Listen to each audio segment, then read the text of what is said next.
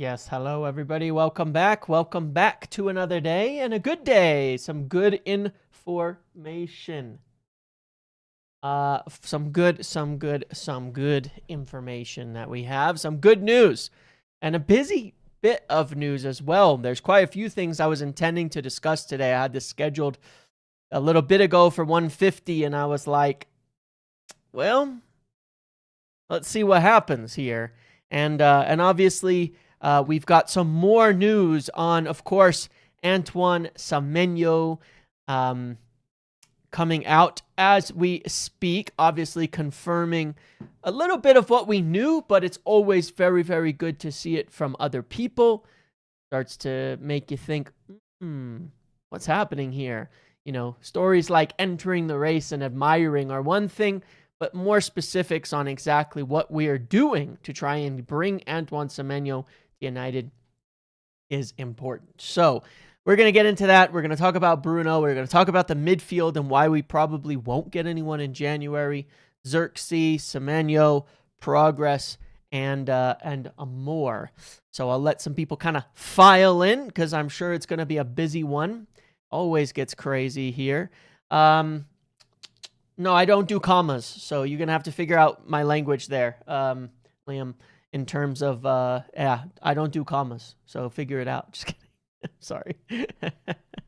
But good evening, everybody. Gaunter, everyone. I see somebody here from Colorado. Yeah, the wind has just gotten crazy over here, but fortunately, we're not in one of the power zones. Looked like we might be where they were going to shut our power off, but we seem okay. I'm inside. All our power lines are underground, so we don't really have much of a concern there. But yes. Hello, everybody. Shenanigans, Callum, Eunice. How you guys doing today? What's going on? All right.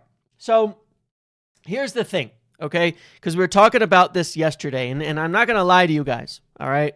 I'm not going to lie to you guys. I'm just being totally blunt and honest here.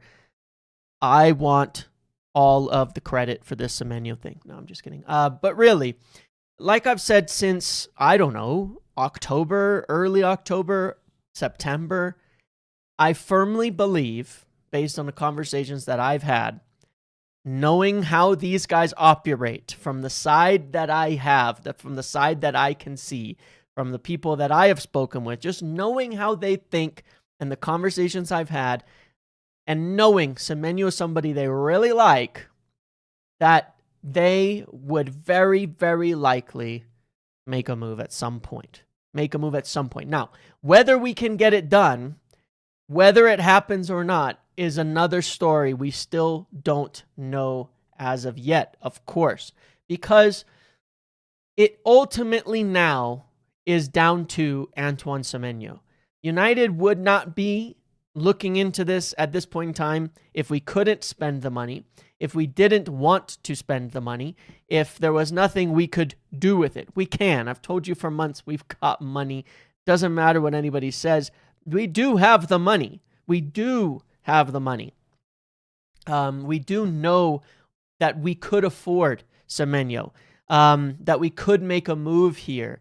And it looks like now we are. The latest is a little bit more detail from Fabrizio Romano stating that we have called in the last 48 hours on Antoine Semenyo to understand his situation. Now, I would tell you that certainly we've had some discussions with people around him, and I suppose the question is, would we be calling and looking into this already? Would we not have some encouragement that he would be open to us? Now, you could say the same for City and all of that as well, but we're not going to have to wait too long here. The release clause is only active until January 10th. Bournemouth are going to want it sorted as soon as possible either way, whatever happens. Semenyo's going to want it to be sorted either way, whatever happens. But we need him. And it's crazy that we do, because I see the comments, I understand it, and I look at it and I go, yeah, of course. Yes, we've just scored 8 goals in the last 2 games. We're top of the league in chances created. We're top. But you know what? The truth of the matter is, it ain't enough. We need more. And I'll tell you why. Because yes, we've created a lot of chances. Yes, we've scored a lot of goals, but we are sacrificing for the attacking ability that we have, correct or not? We are sacrificing. We are playing, for example, let's talk about Bruno Fernandes, right? Which we're going to get to again in a minute. Welcome, Sammy, to the Pro Muppet. Thank you for that. Think about Bruno for a moment. All these complaints about how we play Bruno deep. Why do we do it? Because we need more attack. We need more ways to move the ball forward. We need more options. We need more ability. We are sacrificing in the midfield right now with Bruno to a degree because we need more attacking every time. You know, we need more attacking. We need more players. We need more production. And I would also say that while our attacking is good and it is productive, it comes in spurts, right? We've seen it. We've had games where we can't do anything when we're missing one or two guys. On Semenyo. Doing it for Tubby. You beat him, Javier. I'm thinking about 40% now, 45% now.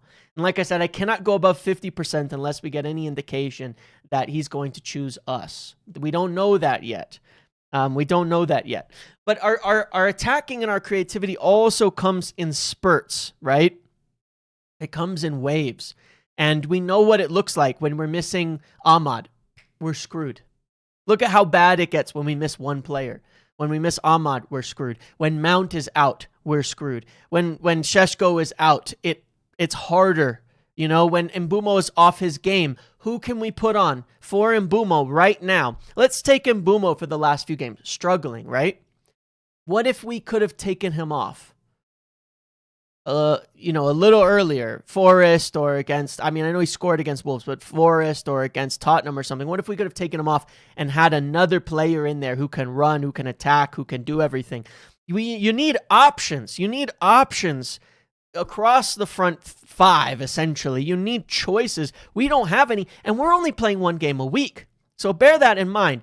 Do we desperately need him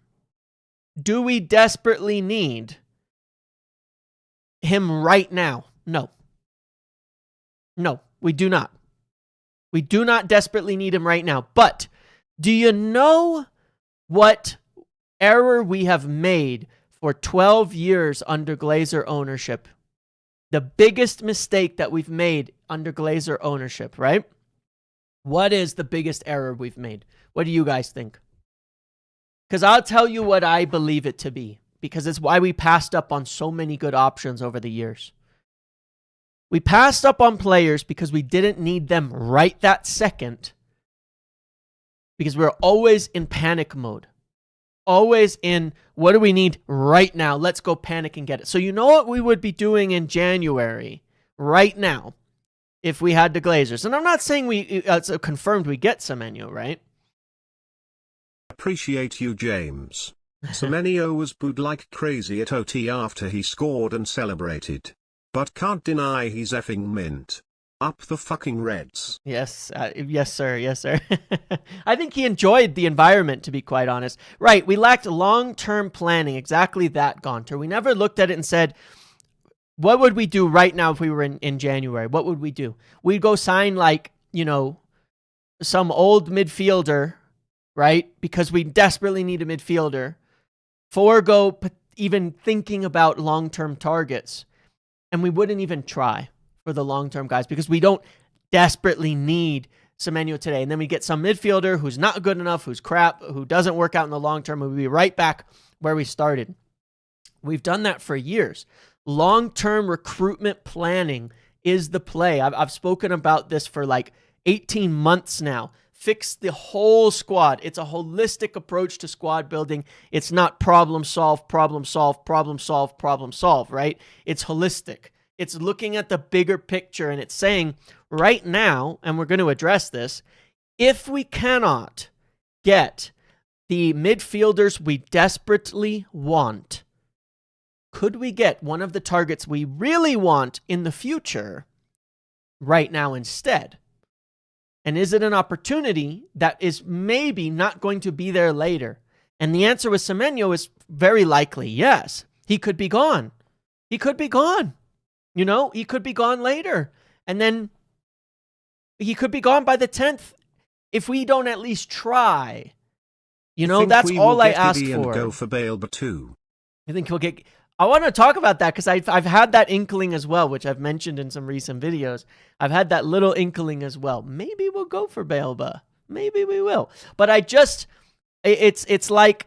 this is what we did in summer, right? We said, okay, Cunha, okay, and Mbumo. All right, Šeško. Let's just get it done then. Let's get him too. We need him. We're going to want him.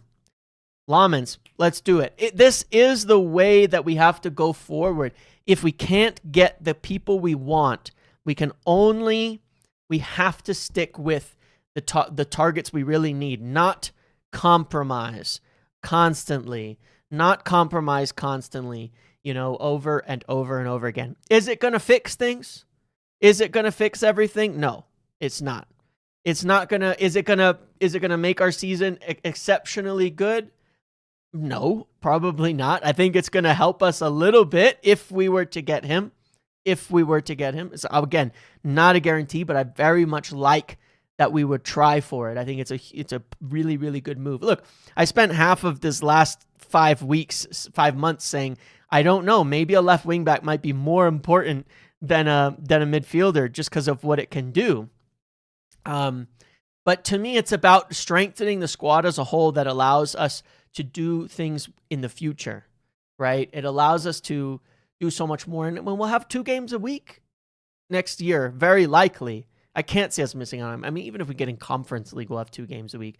You know, I can't see us missing out on Europe at this stage. When you look at the league, it would be criminal and feels like almost impossible, even giving our present performances, for us to drop below 8th, like criminal.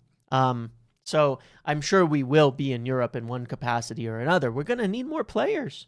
You know, we're going to need more players. We just got to. We're going to need more players.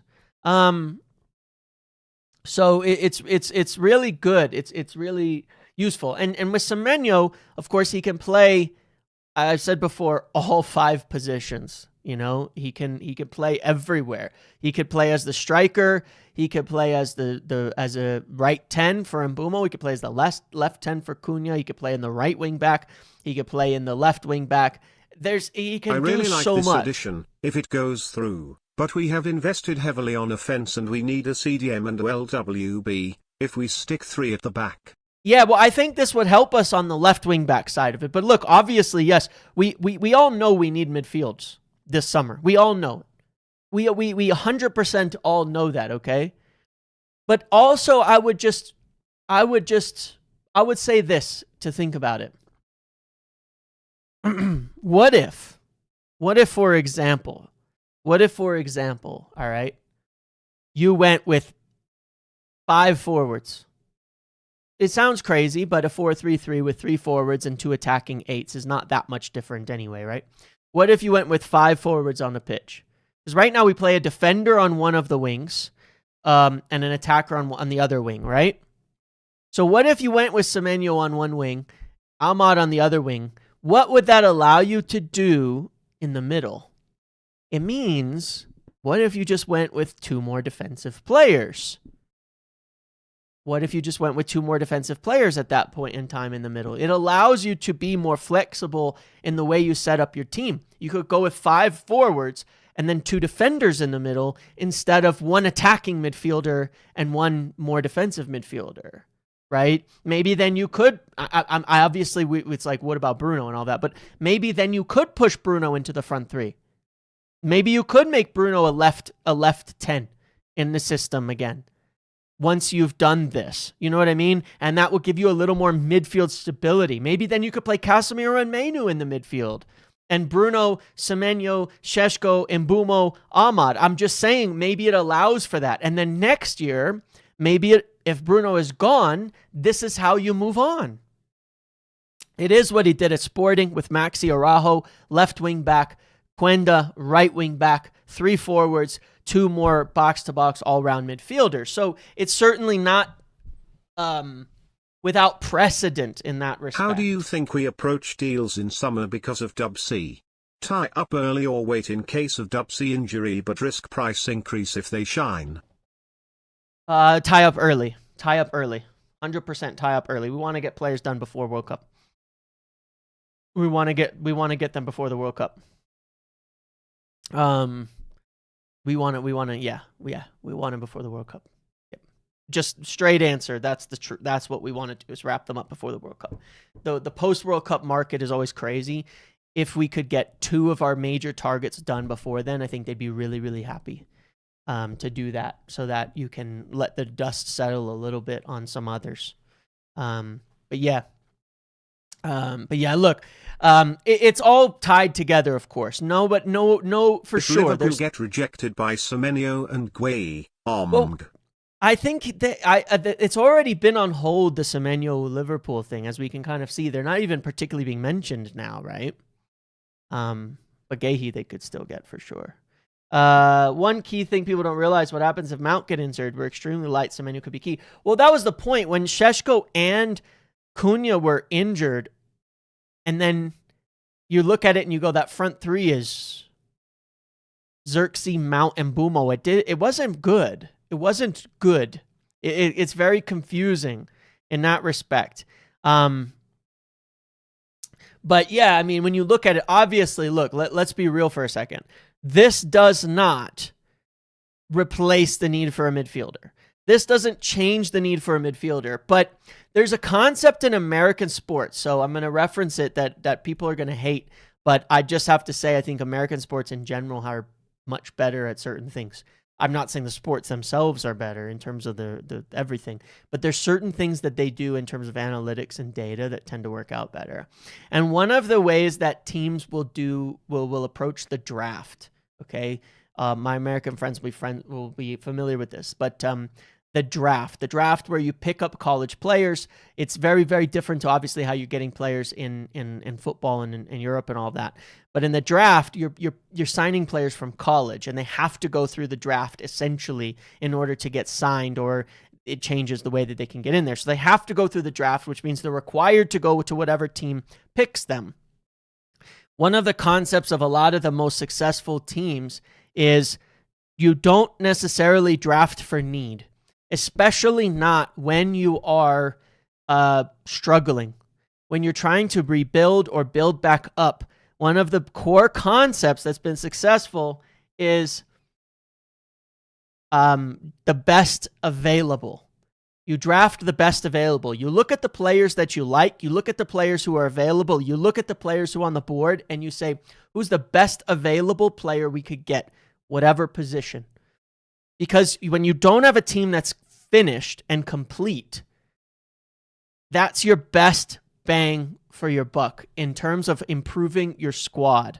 Okay, so you look at the best player available. If Anderson was available, we would get him. Is there a midfielder available? Is there a midfielder available that allows you, that is as good?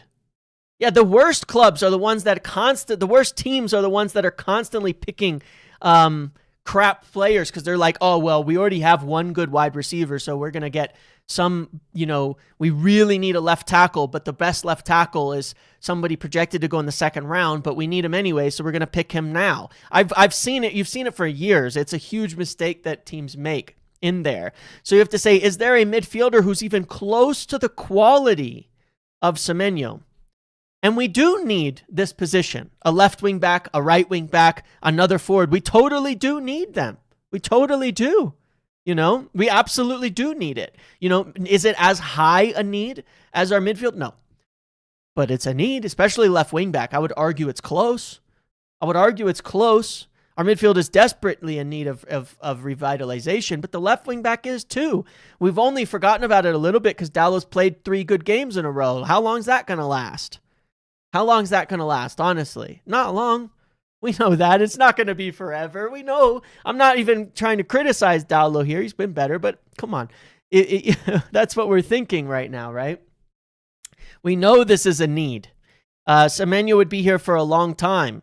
So we know this is really, really, really important to us. It gives us flexibility. It gives us the ability to play different formations, different systems, different kind of everything. If there was a midfielder as good as Semenyo that we could get, then we would be getting him, right? We wouldn't be not getting him. That's the point, right? So it's not obviously it's not the top priority. We all know that we should be getting a midfielder really bad right now. But it's better to go for someone like Semenyo than sign some crap midfielder that we don't need. And that was going to be a part of my discussion today as well, is when you look at it, we very, very clearly want in the midfield are major targets or bust. That's the message that has been sent out there by the club, in terms of everything. And I believe that to be very, very true. When you look at like this here, MUFC are no rush to accelerate midfield rebuild plans by making a move in January. Elliot Anderson, Baleba, Wharton are all under consideration as elite level additions. The point being, we've gotten the message over and over and over again. We're not signing someone in January if they are not someone we want in summer. That's the message, right? That is the truth of the story. That is the reality of it. So it's bigger picture thinking. And I could sit here and say, well, personally, I really like João Gomez and I think you should stretch for him because I think he's good enough. If they don't think he's good enough, they're correct not to make a move like that. They're correct not to make a move for it. If they don't think he's the right price at the right player, then it's fine. So their strategy is totally fair here. So yeah, but it's like it also means come summer, all we've got to do is get a midfielder. What if not getting a midfielder costs us our top targets next summer? Well, here's the point, though, guys. Here's the point. All right. Here's the reality of this. I get what you're saying, and I don't even totally disagree. And I go back and forth on this many times myself in terms of my opinion. We think of transfers as guarantees very often when we approach. Everybody right now is looking at the midfield, and we're all saying, why not a midfielder? And we think, well, what about this guy? What about that guy? But what if it doesn't work? Even if someone was available, who's available? And what if it doesn't actually work? Are you certain it's going to work? Because the way that they're approaching transfers is they want to have certainty that it's going to work. You know what I mean? That's the type of signings that they've been making. They want certainty that is going to work. They want a surety. They want to get players that they have enough data on, that they have enough eyes on, that they have enough analysis on, that they have enough information on, that they're sure it is going Chances getting to both work. Baleba Semenyo this window? Low for both, Jason, but that's the other one is the interesting one is Baleba, right? What if we do make the move for Baleba? Carlos Baleba says, I do not think it affected me, but I had pressure on me. I wanted to have same performances as last season. Every day I try to work hard and to get back to my level. So maybe it did affect him, even though he says it kind of doesn't. But I'm just quite curious. I'm just quite curious on this, and I'm still less than Semenyo, because on Semenyo I was pretty sure we were at least going to approach and try and check it out, right? But what if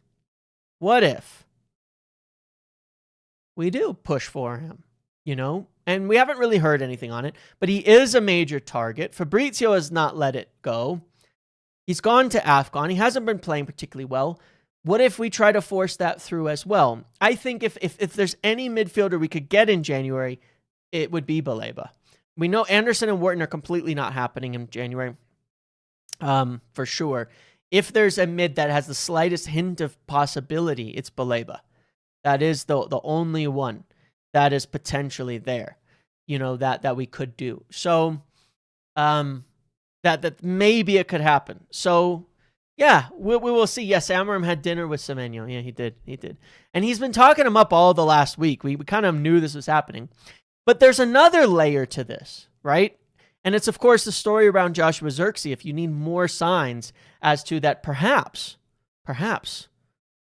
there's something here. Is that United have not really turned down the possibility of Joshua Zirkzee leaving yet, have they? Now, during AFCON, are they going to let him go? No. Because either way, we are missing too many players. We only have Šeško and Mount and Cunha as our 3 forwards. We don't have Ahmad. Zirkzee could be desperately needed at the moment. It could be. But United have not shut that door on Zirkzee leaving. They have not shut the door on Joshua Zirkzee heading out after AFCON. Certainly, I think he would like to stay, but I don't think he would turn the move down either. I'm sure it's somewhat encouraged by him in that respect. So clearly, if you look at that, you say, well, why would they not shut the door on the Zirkzee thing? Why would they be keeping it just simmering at the moment?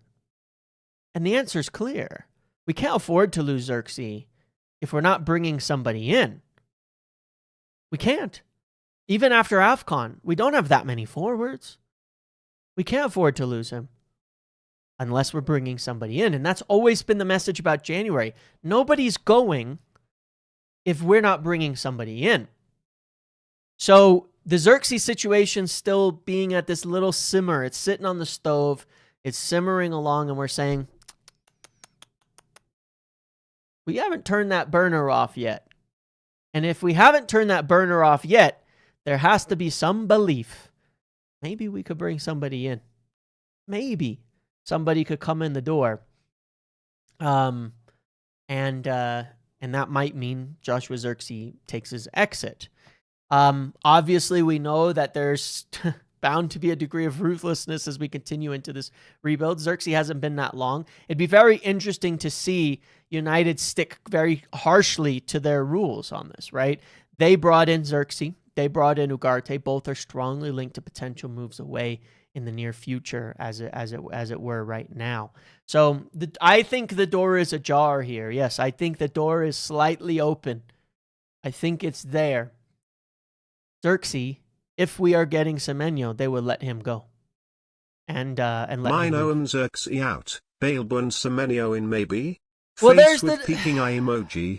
There's the next layer. We've not completely shut the door on Mainoo leaving. And that's another thing that gives me a little bit of hope. I say hope, not because I want Mainoo to leave, because I actually really don't, believe it or not. Despite some of the accusations when I say he's been poorly advised, which I firmly stand by. But the fact that they have left that door open a little bit continues to tell me, well, they're definitely not letting him leave without a replacement. But again, you have to look at that and say, if he does leave and we get a replacement, is there a way back? You would hope. Once again, I've said many times, United don't want to sell him. They do want things to work. They do want things to reconcile. They do want him to have a future at the club. They do believe he could develop into the player that they want him to be. So I would hope that it doesn't all fall apart. It could be that he comes back. There could certainly be a route back because, of course, Bruno could leave. And now we've got a thread that has come from Semenyo to Zirkzee to Baleba to Mainoo to Bruno. And it's like untwisting, this big plan. I gotta say, I like the writers of this season of Manchester United's Ineos rebuild, because then, of course, you come to comments like these from Bruno, the second half of this story, which is, I've always said I want to stay somewhere until I feel I'm no longer wanted. The moment I feel 100% I'm no longer wanted, I'll speak to the club and say that I want to leave. I mean, let's take that line for a moment, my friends. I just want you to understand what just happened. Part 1 of the interview, Bruno said, I have it in my head that the club don't want me to be here, that the club wanted to sell me. You understand that? Part 1 of the interview, he said, I have it in my head that the club wanted to sell me. I've always said I want to stay somewhere until I feel that I'm no longer wanted. Has he not just said he feels he's no longer wanted? I think Bruno's asking to leave. I think he basically just asked to leave.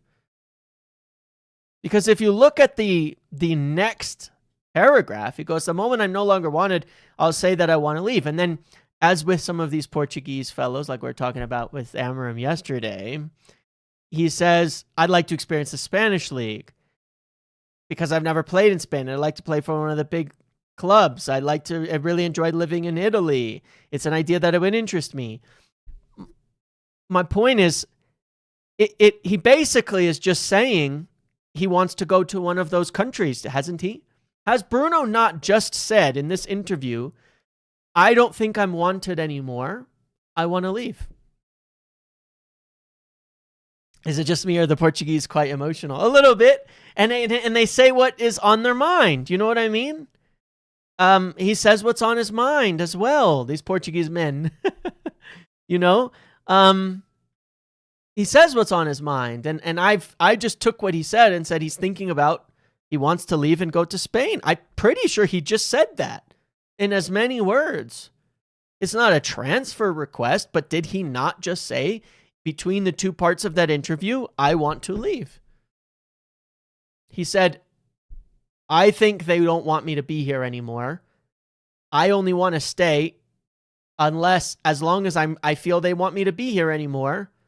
And then I'll ask to leave. I'd like to go play in Spain or Italy. Sounds like he asked to leave. Sounds like he wants to leave. I don't think I'm over analyzing this. I think it's pretty blunt what he just said, and that's fine. And I also want to make clear, it's okay. And I'm not saying it's okay because I really want Bruno sold. I'm saying it doesn't, there's nothing, I don't think there's even anything wrong now on that front. You know, I think the timing of it is, again, it should have been in May or something like that. But I think he's saying he thinks the club want him out, so he wants to go. I think he asked to leave. That's what it looks like to me. You know, that's how it comes across to me. I think it's pretty damn obvious, you know? So that's an interesting thread because, of course, as I've shared before, the long-term idea was that Kobbie Mainoo would be Bruno's replacement. And he's the one behind Bruno in the team right now. He's the one that's not starting because Bruno is there, according to Ruben Amorim. And that is true. And that's why, again, I say, Kobbie, relax, buddy. Just wait. I promise. Promise. Focus. The good times are coming. You know? So yeah, it's an interesting one. So we've got this interesting thread of, well, we're in for Semenyo, Zirkzee could leave, but we've also left the door open for Kobbie Mainoo and potentially Ugarte, by the way, as well, of course. Could we make that extra little move for Baleba? But also, is there a road back for Mainoo, even if he goes on loan and we bring somebody in? Because Bruno's probably leaving this summer, and then Casemiro and Ugarte are probably leaving, and there's lots of space in the midfield, even if we sign someone in January, because then you get the January signing, and the Mainoo comes back, and you get a Roscoe, and you still need one or two more. Well, it sounds like a good rebuild plan to me. It sounds like a lot of good things. Now, there's a lot of ifs in this. There's a lot of, we'll see what's going to happen. But let me say this from a point of knowledge rather than assumption, okay? Number one, yes, the club were open to selling Bruno Fernandes. Number two, yes, there has been a lot of doubt as to whether he would be here next year. I said that months ago. Casemiro likely to leave. Ugarte likely to leave. Kobbie Mainoo, they would still like to reconcile things. I don't know how much that has changed in the last week or so. James, you see the Ogden article?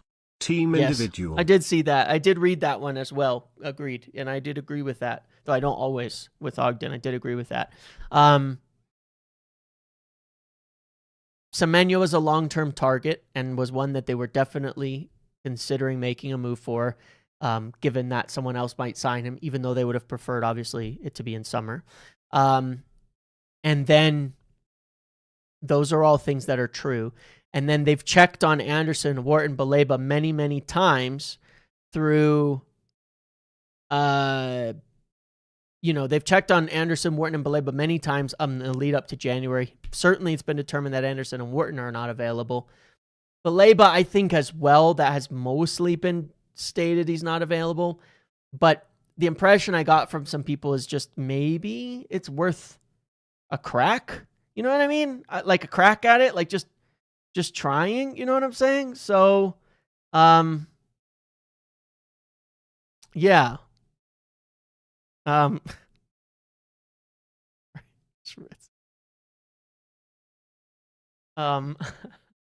So yeah.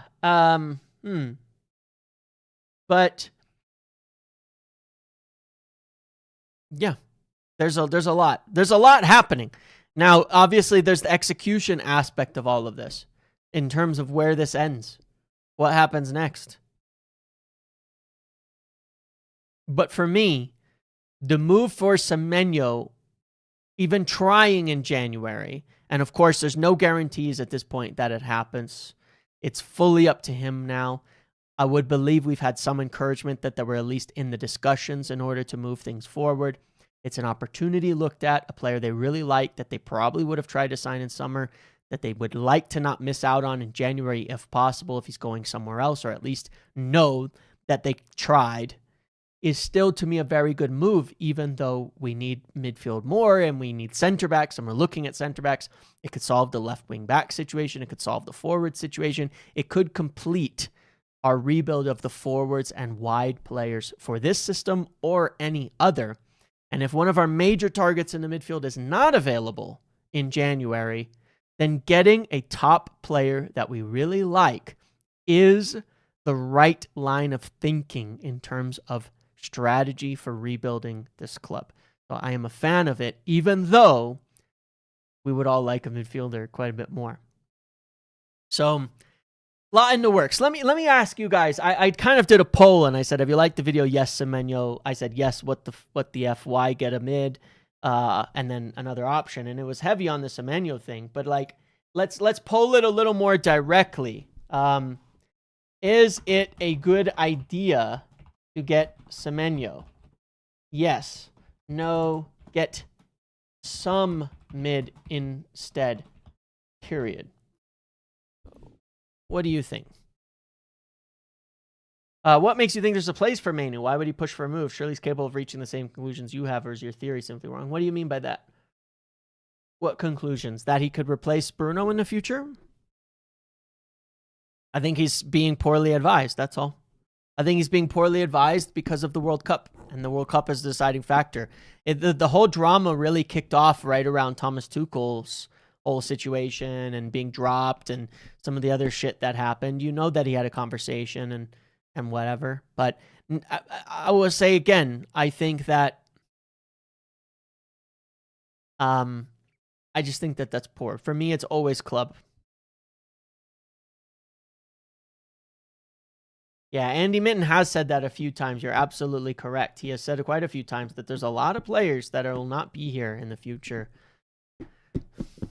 It's crazy times. And look, there's obviously unknowns, but it's crazy times. It is crazy, crazy times right now. And I'm here for it. I was saying the other day, like, yes, there's, yes, of course, you've got things, you've got chaos and you've got madness and everything that I've explained right now. Everything I've explained right now is there's all this. It sounds crazy. All these players, this player wants out and that player's leaving and this player's going this.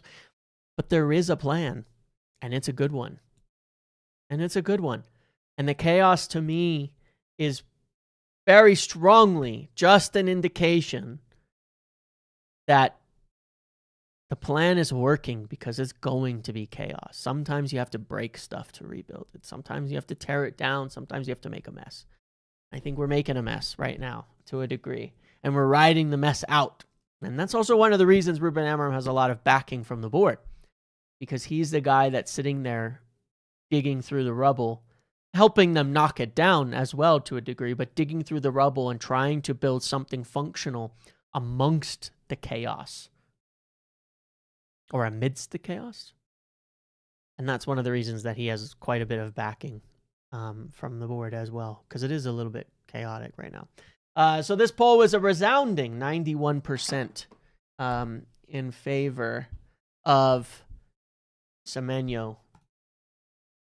Now, of course, everybody's very excited. We all like our transfer dopamine and things like that. So there's a little bit of psychological influence in that. But still, I think it's fair. And look, again, just to reiterate, guys, I don't know myself. I don't have info in terms of Semenyo's preference at this point in time and what he would want to do. I don't know. What I do know is this, and I've been saying this for 2 months. He's not nailed on to Liverpool. People kept asking me that. People kept asking me that yesterday. And I said, no, he's not nailed on to Liverpool. I've been saying this for a long, long time that he's not nailed on to Liverpool. But in addition to that, we don't know exactly what he wants, but he do know how much United like him. And that was always what was going to,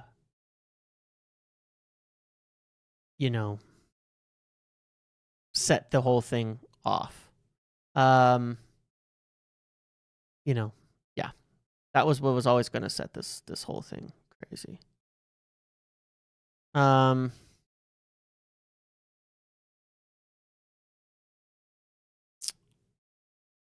Or open the door to something happening, right?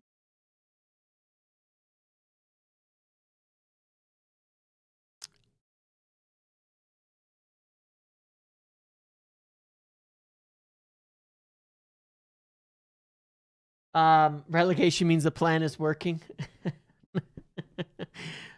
Maybe. No, but no, obviously not. There's obviously too much destruction that is possible. There's too much destruction that is possible. He'll make a big mistake if he chooses City, where he's going to play. Well, I thought you said Manu should be patient and wait for his chance because he'll get opportunity when Bruno leaves. Not meant as a criticism. No, I didn't take it as a criticism. I fully didn't understand what you meant. Yeah, he should be.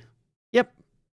And I get your question. Why would he not have reached the same conclusion? Because he doesn't want to be patient, or the people advising him don't believe he needs to be patient.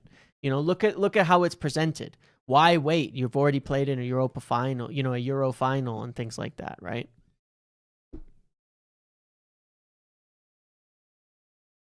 That's that line being out there over and over and over again.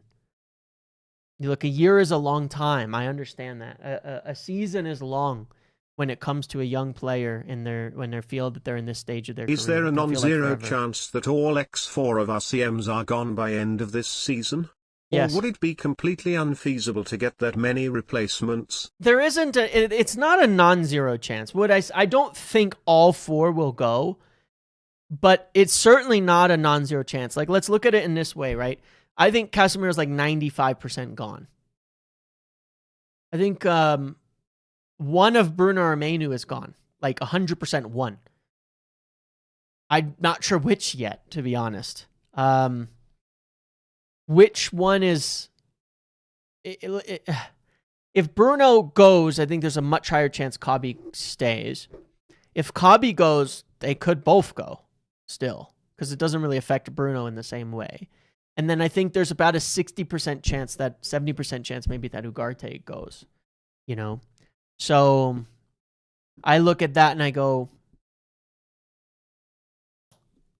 yeah, there is a realistic chance they all go. And if you look at rebuilding it, well, Orozco, I think is marked for somebody that could actually be in the first team in some capacity next season. At least that's the hope. With him, he's definitely, I don't want to overrate yet, but certainly the hype, the feeling around him is very good. We might have some further promotions ready by next season. Fletcher in and around the first team environment. Maybe let's see over the course of the season, does he get a debut? Could he be more involved in the first team next year? Could Kone go out on loan in January and then be a part of the squad next season if he has a good loan and he gets enough playing time at a men's first team level? What happens with Jimmy Thwaites? What happens with quite a few of these guys who are on the verge?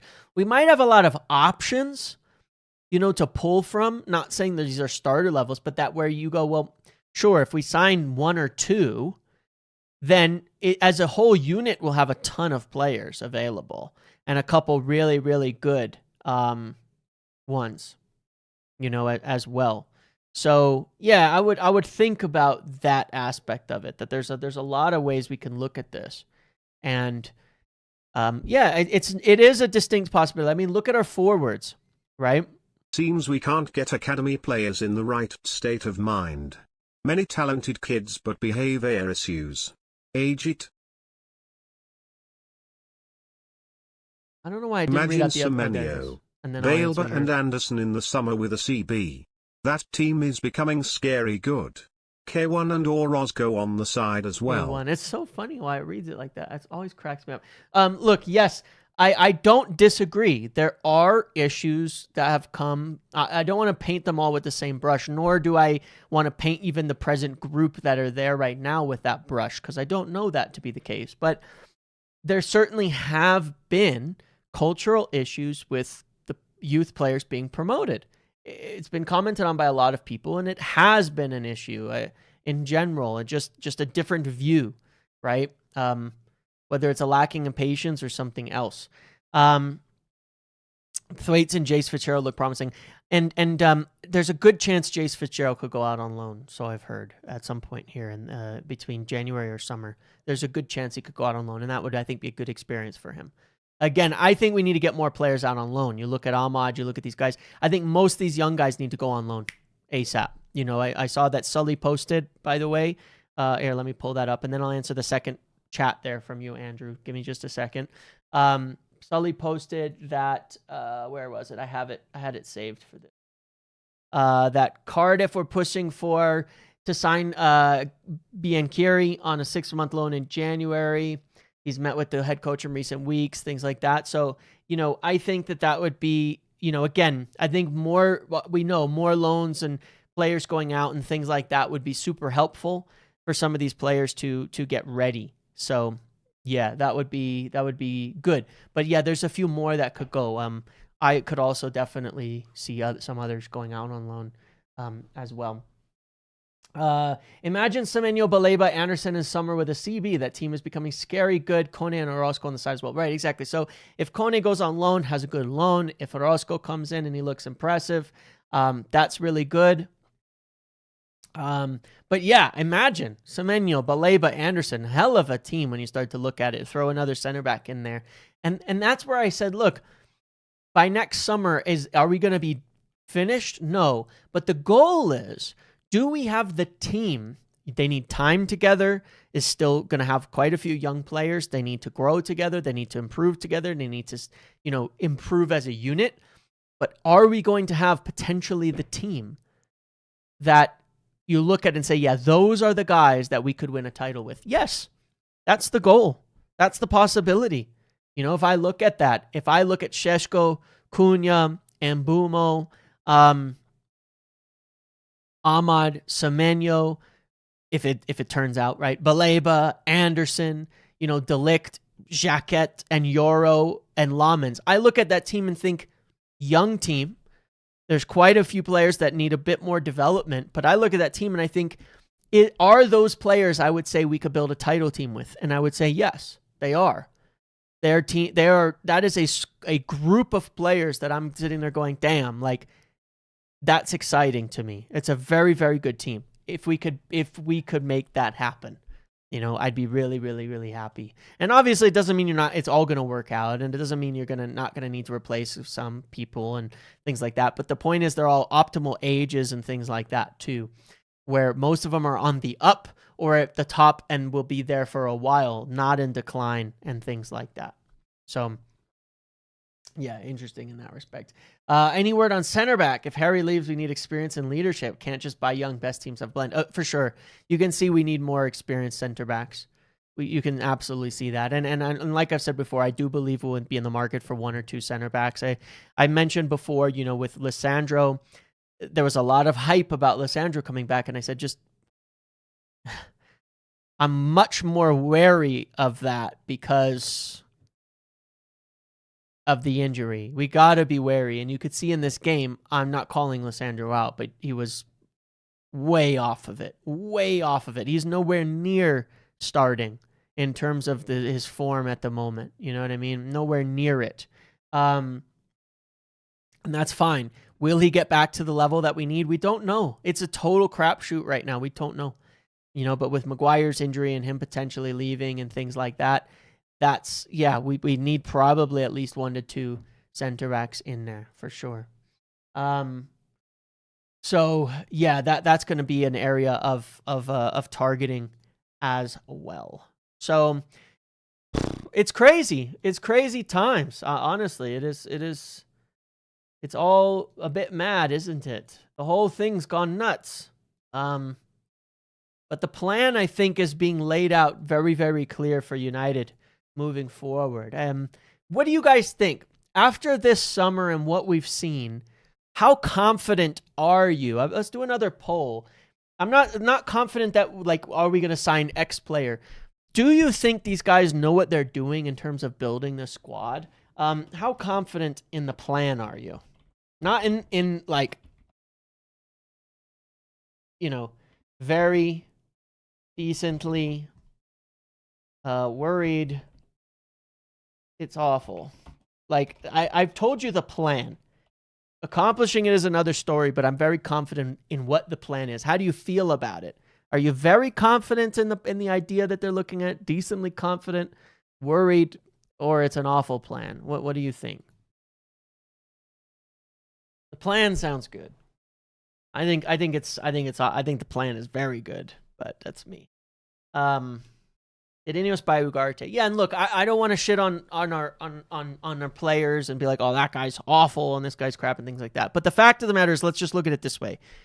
The first summer, there was nobody there to prepare for it. A lot of decisions were just made a bit off the cuff because that was just the reality of the situation we faced. Okay? Since then, we had a whole year to prepare for this summer, and to me, it looks like a 4 out of 4. So I feel much more confident now than I did before because I felt, I don't want, the first summer was shaky, in terms of the outcomes from the players. It was quite shaky. I think this one looks a lot better. I think it looks a lot better now that we've got the right people in place. I feel completely confident that they know who to sign, that they, whether I like, the players or not, whether I agree or not, I'm willing to defer because I think we're because I think they know better. You know what I mean? So yeah, it is what it is in that respect. I've never felt in the past let me trust Joel Glazer on the signings he wants, or Ten Hag for that matter, considering someone posted a Venn diagram of Ten Hag signings and it's pretty funny. But I'm confident now that the people in place are there, and it has very little to do with Ineos. It's Vivell, it's Wilcox, it's the guys that we had. Yes, Ten Hag did have his veto too. How did that throw things up in the air? We don't know. It's people that I think know their work right now. So I'm willing to defer to this group as a fan. I mean, not like it's my I have a fucking say in it, but I'm saying as a fan, as a YouTuber, as somebody who has a somewhat of a voice in the community. That's why I'm not so toxic. I'm willing to sit here and go, okay, you should know better than me. You should know better than me. So if you're going to do a decision that's different to what I want, look at it this way. I would have gone all out for Gyökeres, right? He turned out, he's looked like shit so far. You know, Vivell was like, get me Šeško. I think Šeško's been very good, and I didn't rate him. And I see some people are saying he's not good. I disagree. I think Šeško has been very important when he's come in, especially as a young player, not that many minutes. I think he's actually done very well.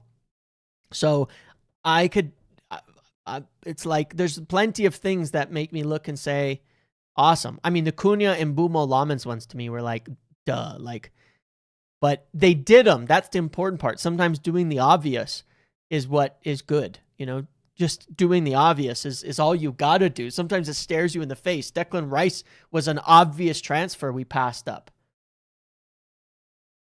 You know, there were so many obvious transfers that we messed up. You know what I mean? So like sometimes doing the obvious would be all that I care about. It is all you need to do a decent job, honestly. So yeah. Yeah, I like Šeško quite a lot. I think he's been better than I thought he would be. And I thought he would be good, but take a good adjustment period. But I've been more impressed with him by far, actually. But again, that's why I also had like not low expectations, but I think I was a lot more real in my assessment of Šeško than a lot of people were. I'll never forget that somebody literally clipped my voice saying over a comp of Šeško scoring that he maybe isn't great yet at doing like straight striker things, and I need him to be in the box doing more striker things, when that is exactly what he does need to improve upon, though. Like, exactly. We've seen it already. He absolutely does. That's where he needs to improve, is on doing classic number 9 things. But I've been impressed with his play as a whole, and over time, I'm confident he has all the tools to put it together now. I'm very, very happy with him. But that was I'll never forget that. It was so funny. But like I said, I think I had a realistic assessment of Šeško, and that's why I'm very happy with him, because I wasn't expecting him to sit in the box, be this a crazy poacher blasting goals in, you know, all the time. It's not the way he played in Bundesliga, and that's what I was kind of what I was hoping for this summer. But I think that's the area he needs to improve upon. So, but everything else he's done so well at that I'm quite impressed.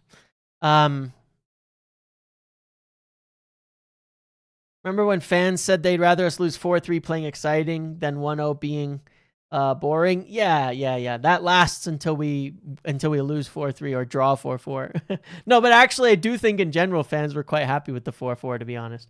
Hello, Ramon. Thank you. I am well. Appreciate it. Yeah, so, but anyway, it is what it is in that respect. Did we even look at Turkey? We did a few times. I still don't know that Turkey would have fit us. He works in Pep's system, but there's the results. 49% decently, 35% very, 13% worried, 3% it's awful. Fair enough. All right, so it's about 84% on the positive side of the scale. That makes sense.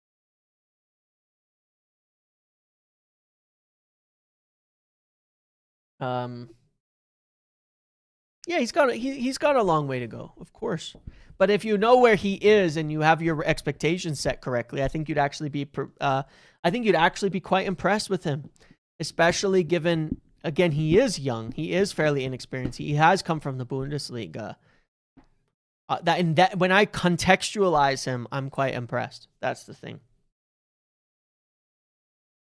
There's so much room for growth. His physical tools are obvious, so putting it all together, is fine. Ekatike is much better than Šeško. Maybe he is right now. Maybe. I wouldn't say that he hasn't been performing better. He has, yeah. I think Šeško could be better than him based on what I've seen so far. But I would also say that despite Liverpool's struggles, they have a much more settled attacking structure than we do. We just put in an entirely new front three, in a totally new system. Ekatike is falling into a much, even though there's a little chaos there at the moment, it's a much more settled team that just won a title. It's a big, big difference being dropped into those two situations. So Very, very different in my opinion to judge them. Even with Liverpool's struggles, he's yes, Ekitike's been good, and he definitely is a good player, but the situations are vastly different. Even with Liverpool's struggles, they're very, very, very different. In everything, yeah. So yeah, there you have it. I think we'll kind of leave it at that for today. Yeah, because exciting stuff. I'll be back tomorrow. I posted a video on tactics this morning. Tomorrow morning, I'm doing a watch along in Patreon. It's not a Casemiro hate along. That's not what it is. Stop calling it that. It is a watch along where I share. We're going to watch together. I'm going to share my views on what I'm seeing and see if I'm missing something, in my opinion, because it seems to be very different, not necessarily than people in here, but than a lot of people. If it works, maybe I'll make something with KG on it and I'll reach out to him. I haven't yet or anything, but I think that'd be kind of funny to do so. But yes, so I'll be doing that tomorrow in the Patreon as well. And obviously I'll give any updates there on anything that I find out in the immediate as well. What's up, Ramon? What's up? But yes, otherwise you can watch the tactics video from earlier. Make sure to like the video before you leave today. Make sure to subscribe. Make sure to turn your notifications on. Hype the video. Also, podcast with Andy from Footy with an Edge and Samik's Football will be over on Samik's channel late tonight, early in the morning. So check that out as well. I actually spoke a bunch about Semenyo that was recorded this morning. So everything's all good timing and all of that. Okay. And the stream again, swearing at the end stream button. Yeah, that was good. Okay. Percentage on Semenyo joining us. Like I said earlier, maybe 40% right now. We'll see. Okay. Until we hear more, find out more about his preference, I'll leave it at that. All right. Thanks to you all. Thank you for hanging out today. Thank you for being here. I appreciate you. And I will catch you all on the next one. Goodbye, everybody. See you later.